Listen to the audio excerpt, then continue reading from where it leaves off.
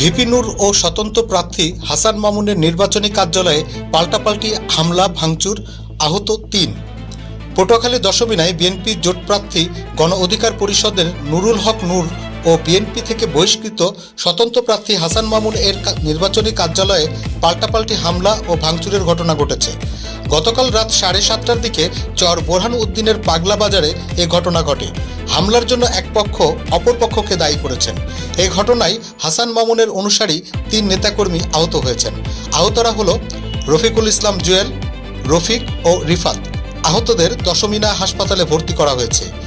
এছাড়া এ সময় বেশ কিছু চেয়ার টেবিল ও আসবাবপত্র ভাঙচুর করা হয়। নির্বাচনের দিন যতই ঘনিয়ে আসছে ততই উত্তপ্ত হয়ে উঠছে পটুয়াখালী ৩ আসন। এ বিষয়ে দশমিনা থানার ওসি হাসনাইন পারভেজ বলেন, পরিস্থিতি বর্তমানে পুলিশের নিয়ন্ত্রণে আছে। এ ঘটনায় এখনও লিখিত অভিযোগ পাওয়া যায়নি। তারপরেও অভিযুক্তদের চিহ্নিত করে আইনগত ব্যবস্থা গ্রহণে কাজ করছে পুলিশ।